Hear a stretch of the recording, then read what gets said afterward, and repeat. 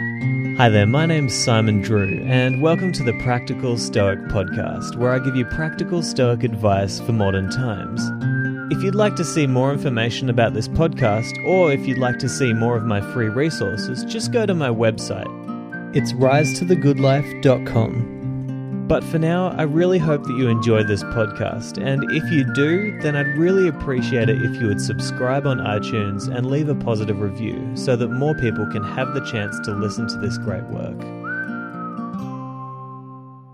Hi there, my name's Simon Drew, and welcome to the Practical Stoic podcast. One of the most important teachings of Stoicism is this idea that our lives are governed by a mixture of fate, chance, and individual action. Some things we can change, but other things are simply not within our control. We all have the ability to move our lives in positive directions, but in the end we must accept the challenges and the gifts that life sends our way. Seneca said that, quote, "Fate leads the willing and drags along the reluctant." End quote. Good and bad things happen to us all, and it is within our power to interpret those events and make of them what we will. Some people see fate and fortune as negative things, and they act as if life is constantly pushing against them, while others see fate and fortune as a guiding light of where they should be going and what they should be doing. That quote that I mentioned from Seneca reminds me of something that is taught by Tony Robbins.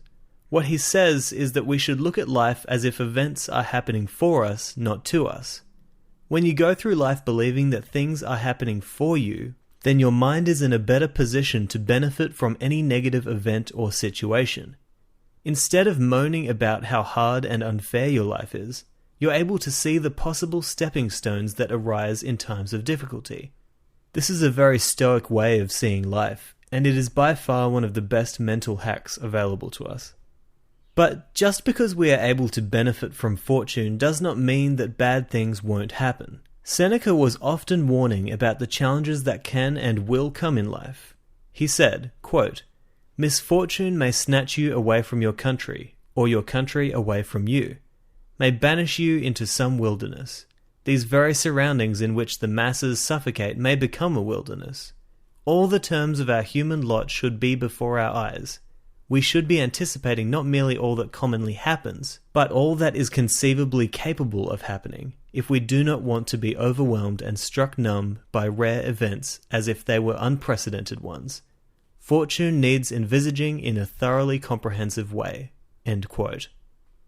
What Seneca is talking about here is something that we as modern humans have shied away from for too long, something that we often overlook until it's too late. And that is preparation. It is simply a part of the human condition that we often believe that what we have now will always be here. We live our lives as if nothing bad can or will happen, and so we live recklessly, never seeing that we are vulnerable and that we are only one unlucky circumstance away from devastation. One of the best ways to mitigate the effects of these events in our future is to practice what modern Stoics call negative visualization. This is the act of taking time to imagine and think about any possible bad events that could happen to you in the near future, and then also to think about how you could minimize the effects of that event in your life. Tim Ferriss uses this tactic, and he suggests that you should do this with a notepad. Write down the thing that may go wrong in your life, like financial trouble, natural disaster, a death in the family. Then write down the impact that this might have on your life. And then finally, write a list of everything that you could do to get back on your feet once the event has happened. Doing this exercise will help you not only to better understand how to mitigate damage in the events in your life, but it will also make you a much more courageous person, because you'll see that you can take risks and get back up quickly if you fall. Another benefit of negative visualization is the fact that it allows you to better appreciate life. The famous entrepreneur, Gary Vaynerchuk, says that every morning he imagines that his closest family members have died. And by taking a moment to think about this, he is better able to appreciate them and to live life to the fullest. So, as you can see, fate and luck do happen to us all, but some people choose to look at these things in a different and more powerful way. Even Epictetus agrees that we are still, to a large extent, capable of having power over our future. He says, quote, Nothing truly stops you. Nothing truly holds you back. For your own will is always within your control. Sickness may challenge your body, but are you merely your body? Lameness may impede your legs, but you're not merely your legs. Your will is bigger than your legs. Your will needn't be affected by an accident unless you let it. Remember this with everything that happens to you." End quote. This is one of the most empowering Stoic quotes that there is. It's so important to remember that events may happen to us, but that we are not those events. We are bigger than any challenge that we may face, and we are always in control of our power to shift the situations of our lives in a more positive direction. It is ultimately not the fate and chance that creates us, because fate and chance happens to everyone, but it is our interpretation of those events and our subsequent action that creates who we are. I would also like to point out that by listening to this podcast and by being a student of Stoicism, you're doing one of the most beneficial things that you can do. Nothing will prepare you better for the future or for any hardships than the study of philosophy and the development of your mind. Seneca shared this view when he wrote to his friend Lucilius. He said, quote, "Some may say, 'What help can philosophy be to me if there is such thing as fate? What help can philosophy be if there is a deity controlling all? What help can it be if all is governed by chance? For it is impossible either to change what is already determined, or to make preparations to meet what is undetermined. Either, in the first place, my planning is forestalled by a God who decrees how I am to act, or, in the second case, it is fortune that allows me no freedom to plan. Whichever of these alternatives, Lucilius, is true, even if all of them are true, we still need to practice philosophy. Whether we are caught in the grasp of an inexorable law of fate, whether it is God who, as Lord of the universe, has ordered all things, or whether the affairs of mankind are tossed and buffeted haphazardly by chance, it is philosophy that has the duty of protecting us. She will encourage us to submit to God with cheerfulness and to fortune with defiance. She will show you how to follow God and bear what chance may send you." End quote. Now, you don't have to believe in God to understand what Seneca is saying here. What he is saying is that it doesn't matter if our paths are predetermined or if everything is chance or if our lives are governed by God. What matters is that the study of philosophy will teach us how to live in spite of any of these circumstances. Philosophy will teach us how to deal with setbacks, how to deal with struggles, how to make the most out of events, how to work in harmony with fate, and how to get the most out of life. If life is uncertain and bad things will happen, what good would it be to stand there and take it like a cow in the rain?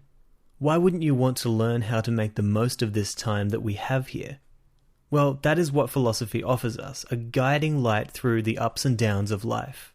And speaking of the ups, it's important to make a note that sometimes the most prosperous times in our lives can actually be the most devastating for our future, because they make us soft. Seneca wrote, quote, "Never have I trusted fortune, even when she seemed to offer peace. All those blessings which she kindly bestowed on me, money, public office, influence, I regulated to a place whence she could claim them back without bothering me. I kept a wide gap between them and me, with the result that she has taken them away, not torn them away. No man has ever been shattered by the blows of fortune unless he was first deceived by her favours. Those who loved her gifts as if they were their own, who wanted to be admired on account of them, are laid low and grieve when false and transient pleasures desert their vain and childish minds, ignorant of every stable pleasure. But the man who is not puffed up in good times does not collapse either when they change. His fortitude is already tested, and he maintains a mind unconquered in the face of either condition. For in the midst of prosperity he has tried his own strength against adversity." End quote. We need to constantly keep check of our ego so that we do not suppose that the bounty that we have right now will always be available to us. One of the main reasons why recessions can be so devastating is because people believe that the market will keep on going up no matter what. But as we are reminded from time to time, what goes up must come down. Make sure that in times of prosperity you understand that this will eventually end. By doing this, you will be, as Seneca says, unconquered in the face of either condition. Fate and fortune definitely play a role in our lives, but it is ultimately up to us to make of it what we will. Life is ultimately a beautiful thing, and it is within our power to get the most out of every event that happens for us. So, to finish, I'll ask you this. Will fate and chance drag you along, or will they lead you? That's one choice that is completely up to you. Hey there, thank you so much for listening to this episode. I am so appreciative of you lending me your ear and putting in this time and effort to learn about Stoicism with me. For those of you who have reviewed the podcast, I'm so grateful to you. Thank you so much. And if you haven't done so already, then please do so. As you know, I'll often read out some reviews at the start of an episode, so I'll read your review. Also, if you'd like to get in touch with me, just go to my website. It's risetothegoodlife.com, and I've got heaps of free resources up there and some blog posts, but you can contact me via the email contact page. Otherwise, you can find me on Facebook at Daily Stoic Quotes or Simon Drew. Anyway, I'll talk to you next time, but until then, I hope that this episode has helped you on your rise to the good life. Ciao.